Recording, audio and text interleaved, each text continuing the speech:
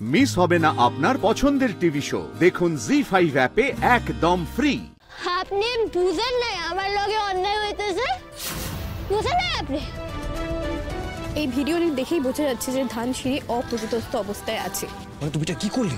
তার জন্য তার সহপাঠীরা ক্লাস করতে চাইছেন না এবং অধ্যাপকরাও ক্লাস করাতে চাইছেন না। ধানসিঁড়ি নিজে বলেছে যে উনি নিজে নেশা করেননি, তাকে দিয়ে নেশা করানো হয়েছে। এবং গতকাল প্রিন্সিপাল ধানসিঁড়িকে একটা সুযোগ দিয়েছিলেন, কিন্তু আজকে ছাত্র আন্দোলনের কারণে আরও একবার রাস্ট্রিগেট করে দেওয়া হয়। শুধু কি এটাই কারণ, নাকি এর পেছনে রয়েছে আরও কোনো কারণ? সত্যটা কি, তার দিকে আমাদের নজর থাকবে। দেখো তো ভিডিওগুলো সবার কাছে পৌঁছে গেল, স্পেশাল রিপোর্ট দেখাচ্ছে। হ্যাঁ, এবার কি হবে জানো? সমস্ত নিউজ চ্যানেলে এটা ছাড়া হবে, সবসময় দেখানো হবে। সরুক না, ক্ষতি কি আছে? সত্য যখন প্রকাশ হইব তখন তুমি এখনো থামবে না।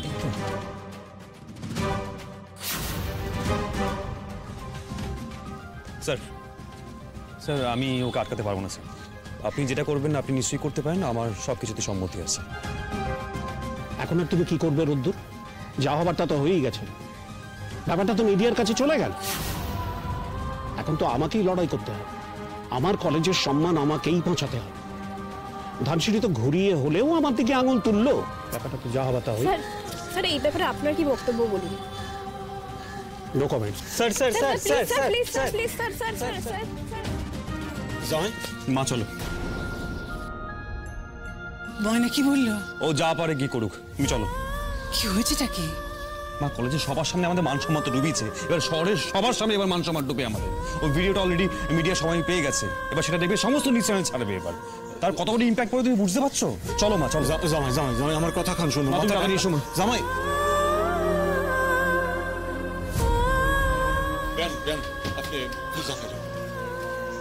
রোদ, আমি একটু ময়নার সঙ্গে দেখা করে আসছি। মা আমি কিন্তু দাঁড়াবো না, তাড়াতাড়ি এসো।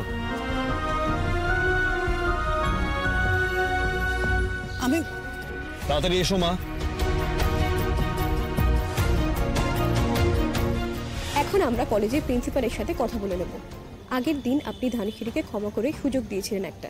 হ্যাঁ দিয়েছিলাম, কিন্তু আমার কলেজের বেশ কিছু ছাত্র এবং বেশ কিছু প্রফেসর এতে আপত্তি জানায় এবং ওর সহপাঠীরাও ওকে বলে যে ওরা ধানসিঁড়ির সাথে কোনোভাবেই ক্লাস করবে না।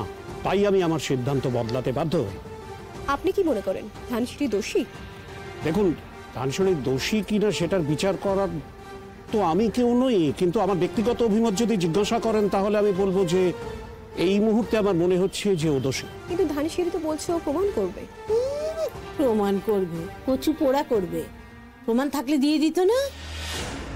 কলেজের বাইরে চলে গেলে যে প্রমাণ দেওয়া যাবে না এমন তো কোনো ব্যাপার নেই। ওই দেখো দেখো দেখো দেখো দেখো, দেখেছো যে কথাটা আমি বললাম সেই কথাটাই উনি বলছেন। আরে বাবা, প্রমাণ থাকলে দিয়ে দেখাও, বাইরে থেকেই দাও না।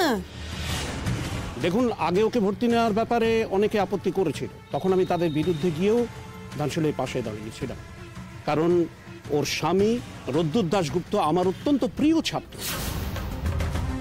তার স্ত্রী হয়ে ধানসিঁড়ি যে এমন একটা কাণ্ড ঘটাবে এটা আমি স্বপ্নেও ভাবতে পারি। ডক্টর রোদ্দুর দাশগুপ্ত এই কলেজেরই ছাত্র ছিলেন। ছাত্র হিসেবে তার নাম ডাক ছিল এবং সে ডক্টর হিসেবে এখন সুপ্রতিষ্ঠিত। আর নাম এত বদনাম হবে ওর জন্য।